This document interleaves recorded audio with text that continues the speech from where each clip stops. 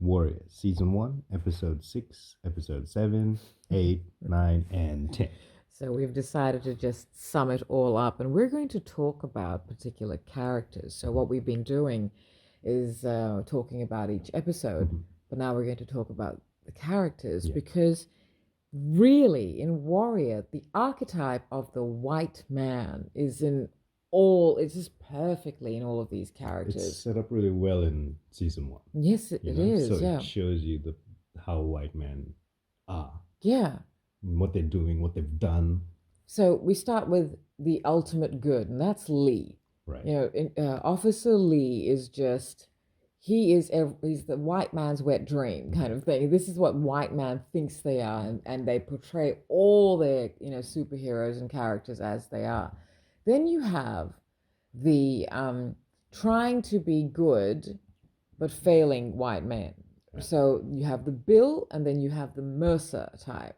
So Penny's father. And Leary as well. And Leary. So that's another interesting one. But I think he's just somebody who wants to have the world burn.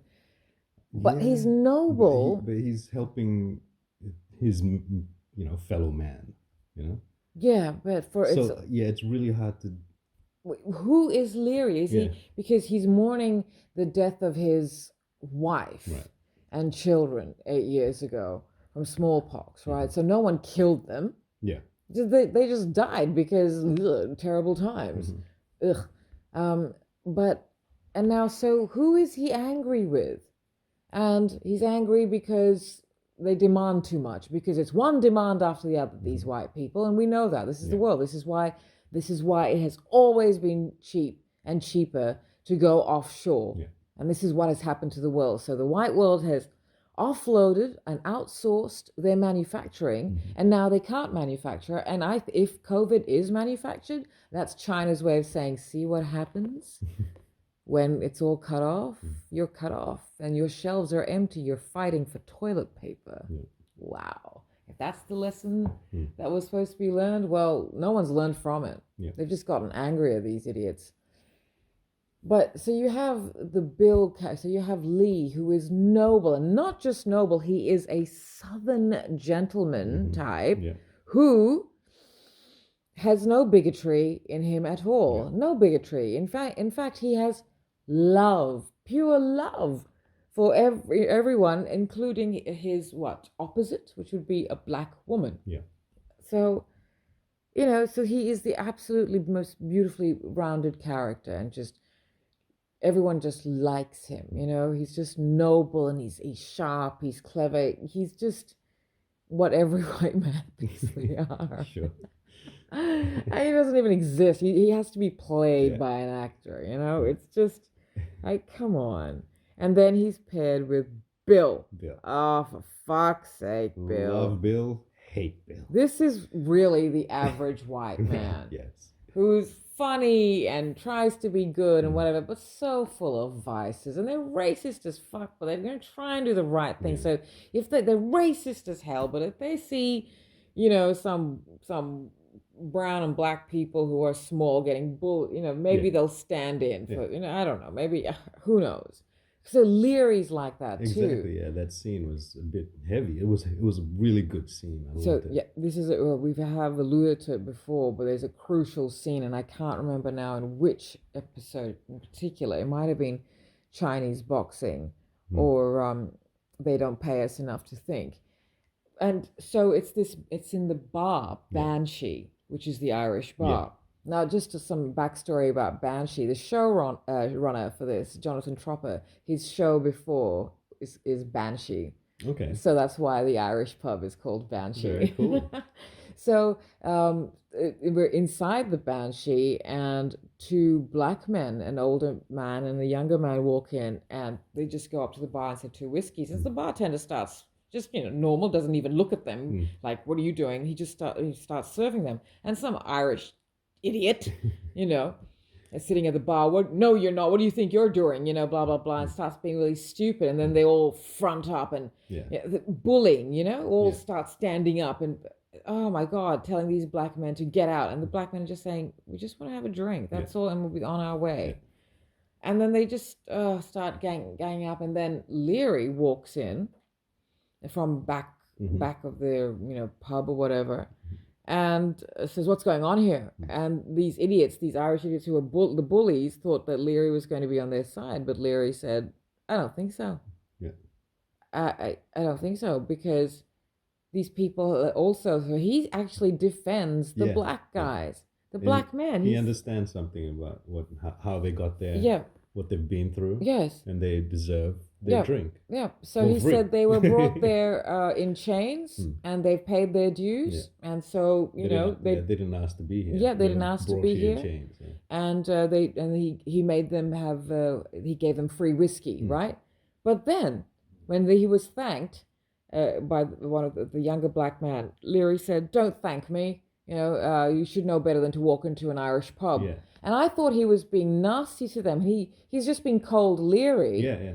But matter of fact, he's being matter of fact. Like, don't walk into an Irish pub. These guys are idiots. Yeah. They're not going to understand. Now, some backstory about the whole black and Irish thing. And I don't know where we've touched on this. I think we may have done it in our big episode way back in a few early episodes of Radio Fly, when we talked about Warrior, about the Irish and how they were considered the black people of the whites of Euro, and they were at one stage called the inside out, the terrible word that these idiots used to in derogatory ways, inside out they'd call them, like the negatives. Yeah, right. It's crazy. So when the Irish moved, they went to America, United States of America, because they were escaping their potato famine and all that terrible stuff that happened.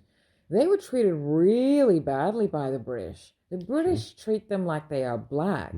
So they kind of turned on the black people just to get some power.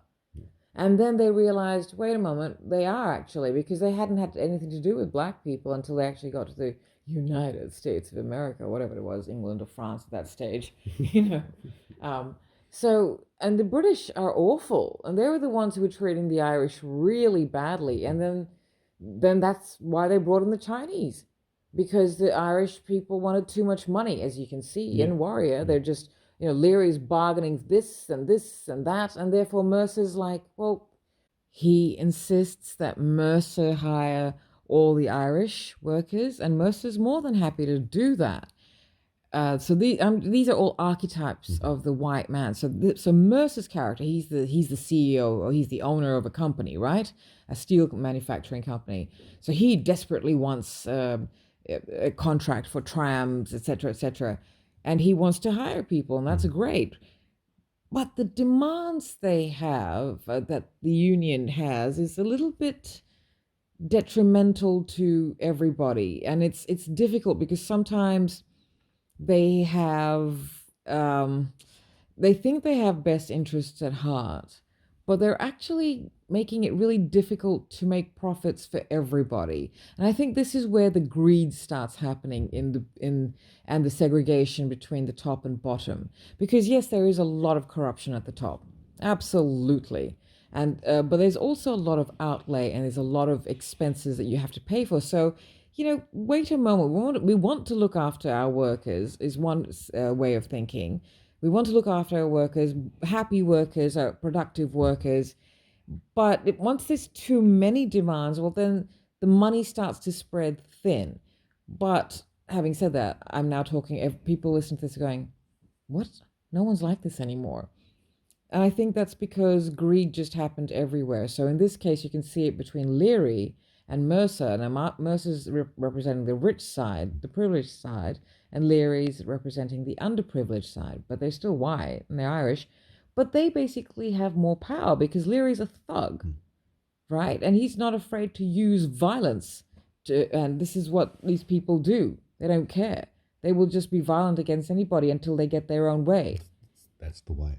That's the white way. And then it's and then what else does he do? He just sort of bargains with Mercer to get more people working, and then Mercer's like, well, okay, sure, but look, I need to make some money here as well, because what's the point? You've got to make profit. That this is a capitalist white stream, and also that's how business works. You've got to make a profit, but it doesn't make sense. Yeah. Profit doesn't make sense. Everybody should be getting what they get, kind of thing. Everyone should be profit should be just really shared amongst everybody. But it doesn't make sense because it's competitive profit. It's I don't know what I'm saying here. It doesn't make sense because of the model, right? Because of how it works. Yes. So yeah, of course. But you see it in all of this. Yeah. And so Mercer represents the person who wants to do well, but there's a little bit of thing like, wait a moment, I'm actually doing you a favor. I'm giving you a job here, so therefore I should get profit. So there's that weaker person at the top who wants profits. And so isn't really motivated by corruption. So doesn't intend to greed for it to be, but considers himself, well, I'm the owner of this business, so therefore I should benefit the most, is perhaps what is the rightful way. So, and I do believe that. I do believe the person who is at the top of this then is the umbrella, not the top of a pyramid, but actually the umbrella. So it's an upside down pyramid. Yeah. Is how it should be. The person at the top is has the most, so that they are the umbrella to help everybody underneath them. Cool. Is how I think wealth should be. And so if you're the boss, if you're the CEO, if you're the owner or whatever, then anyone, you help everyone underneath you, and because they're all helping to do this for you, to keep you up there. To keep you up there. So. Right. That's how I think about that. But that's not always what motivates everybody. So Mercer's trying to do the right thing, I guess, but then you have someone like this is you've got some interesting characters here. So who do we talk about out of the mayor's office? Which one first? Buckley, right? Buckley, right? Because we have to get to Blake.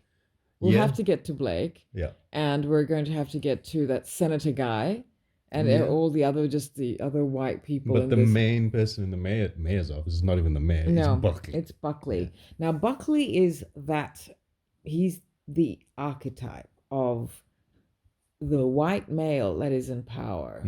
The one that is injured and hiding a secret of their own. And, or just feeling rejected by something or whatever, and is messed up, and therefore has to have everyone dancing to their tune, and is the puppeteer. He's bitter. Is the puppet master, and just wants everyone. Yeah. So that's Buckley. He wants to, just oof. He wants the power. And he's got so like even in Sherlock, he's the one, that media guy.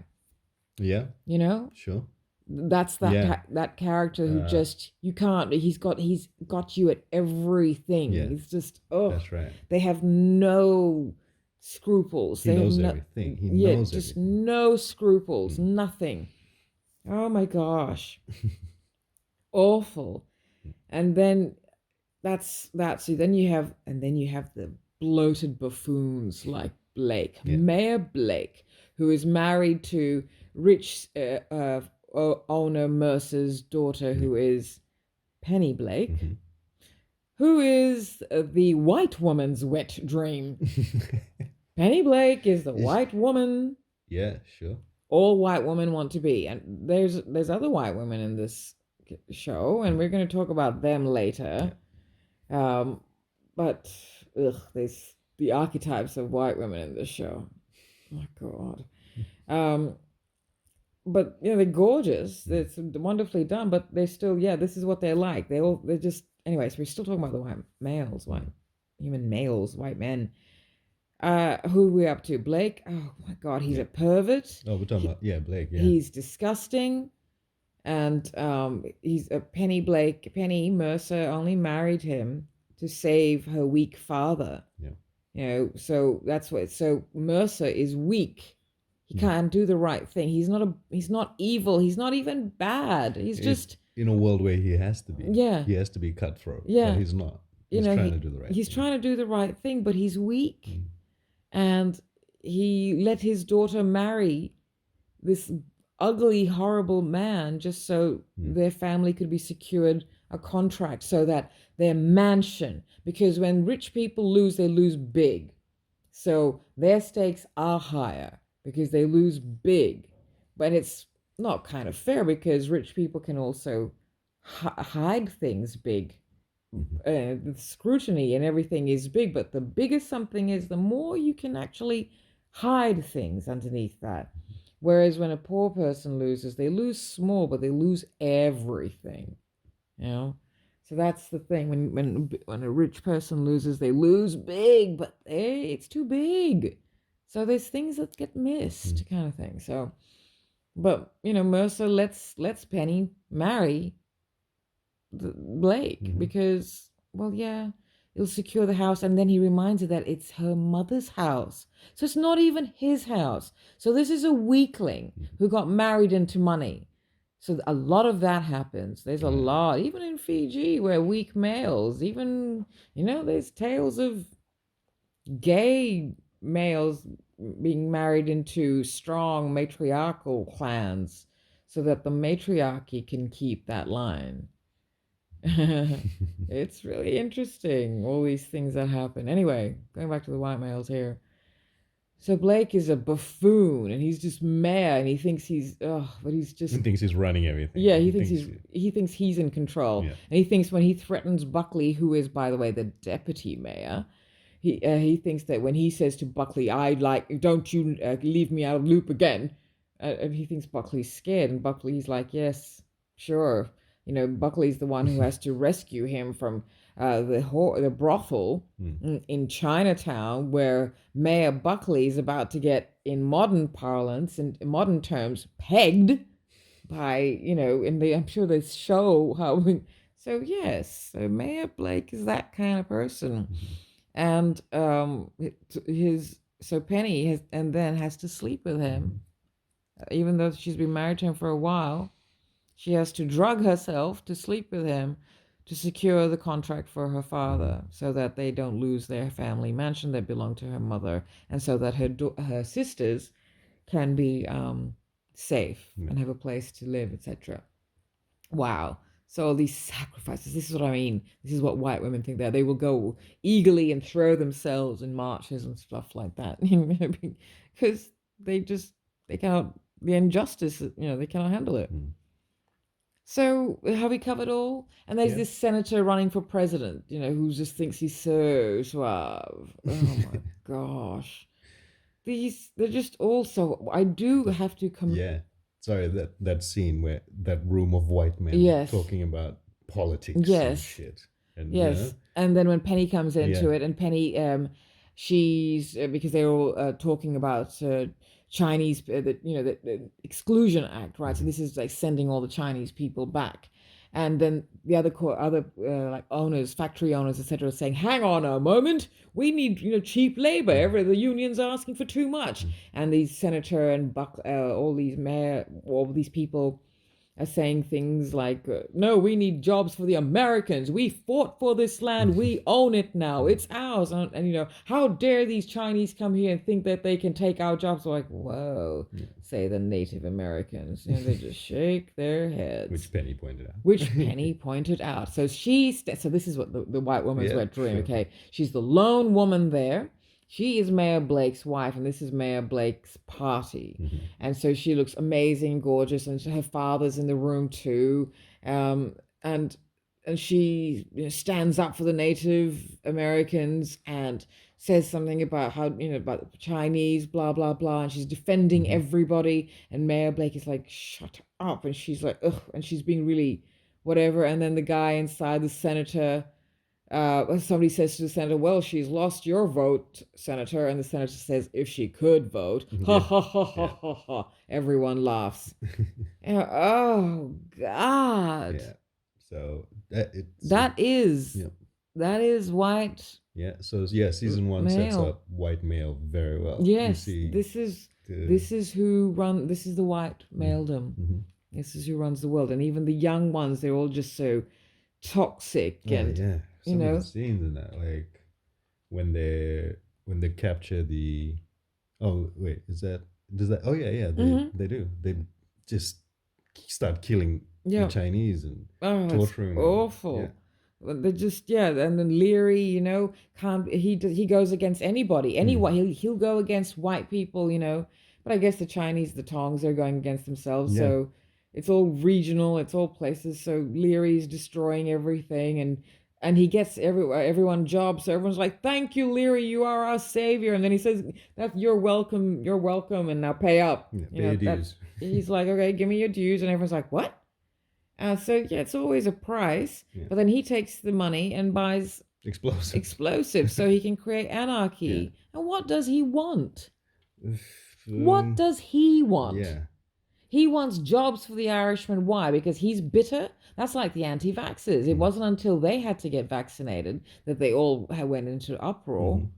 So Leary moved from New York to San Francisco, as it tells in the story. So he couldn't get a job. And that's why he got bitter against the Chinese. So it's got nothing to do with saving humankind and saving his people.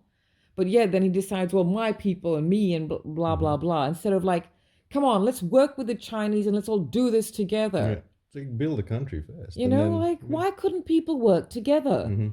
But they were so insistent. So as I was saying, so when the Irish got to United States, they thought themselves superior to black people. Yeah. Because they had to find hierarchy somewhere in order, because the British was so horrible to them. The Irish really, really suffered. And guess what? The Irish then went on to become the police. Yeah. The police started in America, United States of America, and they started because of the King's Guard, the Royal Guard, so the Queen Victoria, whatever. And so that's because the British were the ones who were in America, United States of America. I don't know what they called it back then. Was it the United States then?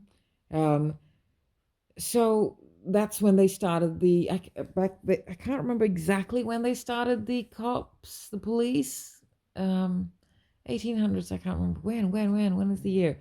But it was done because of the Queen. It was about protecting the royals. It was about protecting the privileged. It was never about upholding law. It was because the police haven't stopped crime at all. It's not. This is why they're saying abolish the police. So you can see it now because of the Chinatown squad. And so this is where, so the police, the world over, the police force started in the States, and it was started mostly by the Irish. That's why in places like Massachusetts or Boston, etc., you have huge Irish. You have a lot of Irish people in the police. And so, okay, I'm reading. I thank you, darling. You've looked it up. The first police department in the United States was established in New York City in 1844. It was officially organized in 1845. Other cities soon followed suit: New Orleans and Cincinnati in 1852, Boston and Philadelphia in 1854. So, what were the police called in the 1800s? There were no women police officers until late in the 1800s, and even then there were very few. Police officers were simply referred to as policemen. The first women employed in police departments were called police matrons and did not have powers of arrest. So, yeah, well, anyway, so this is way after that. So the Chinatown squad, which was a real squad, and this is the kind of these racists, violent bigots, which they are similar to. Do you know Stanley Kubrick's movie film A Clockwork Orange, which is based on a book? Yes, I can't remember if the book came first or the movie. Sometimes, but anyway, Clockwork Orange. Oh, I've seen the movie and read the book, and it's just horrific. It is absolutely awful. But it shows how violent people go into positions of authority so that they can use their violence legally, and that's what's happened. The bullies have become sanctioned. Sure. The system welcomes bullies because that motivates them to do well. And so you have the Lees who go in to try and do good things with they want to help people, but they are not necessarily all of it. Everybody goes into police wanting some sort of authority. So with Lee, you make sense to me because he had great injustice done against him. Yeah. So he wants to go in, he wants to have authority, you know. So the police were never about. I mean, the first police in India was started by the British. Everywhere the police were started by the British, and everywhere the police, you know, there's always been royal guards, etc., soldiers, but the police were. It was all about. Well, no, somebody has to protect the citizens type thing, but it was more about being a barrier, creating law and stuff. So I'm not talking about the police here. We'll do a deep dive on that some other time. But the police and the Chinatown squad they're all Irish. It really is very much what happened to the police force in the United States. And of course they took it out on the blacks. Of course they did, because that's where they had the authority. The British treated the police like their personal bodyguards, scum. They weren't, you know, it was like, you know, just protect us, go out there and keep the riffraff away from us, is why the police were created. So, of course, they got the thugs. Wow. It's all so twisted. All so twisted. So, yeah, well, this is what Warrior does. The archetypes of the. So, we're going to end our. We might, you know, end this episode. This season, but we do need to actually talk about the white women archetype. So maybe we might do another episode, because we do want to get into season 2, which is absolutely gorgeous. And now you are hanging out to paint, draw, illustrate, create something to do with our toy, because she's just, and she deserves an episode all of her own. 100%. Because our toy is a real person, you know. Yeah. She existed. So I'm looking forward to talking about that, because there's a few things I haven't told you in my research about her.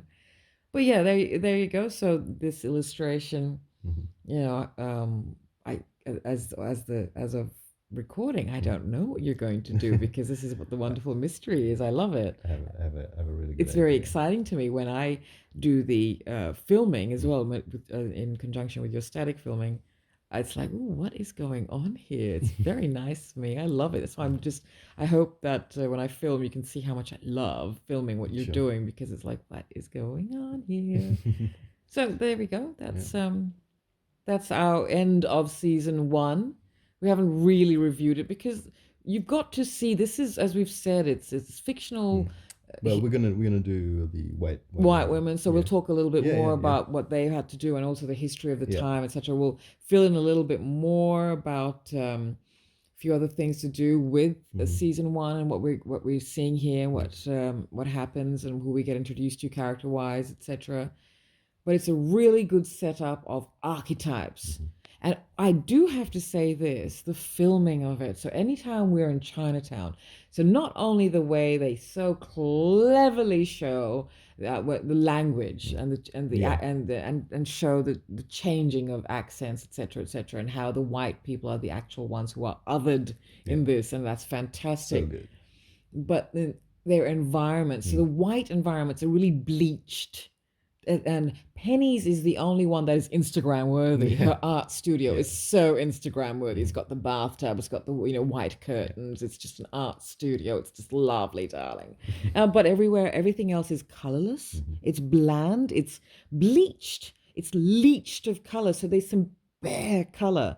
But in Chinatown, it's deep, opulent tones, the jewel-like tones that are the costumes of our toy and My Link. Oh my goodness, I can't wait to see all your new illustrations of them. But I do love the way they filmed the white world here. It is just so absolutely done. It's so white. As we were talking about in another episode of Radio Fly, the richer the white, the more beige they seem to be. So beige, and they always like ecru cream, duck, duck shell, eggshell, white, blah blah blah. 50 Shades of White kind Yeah, of thing.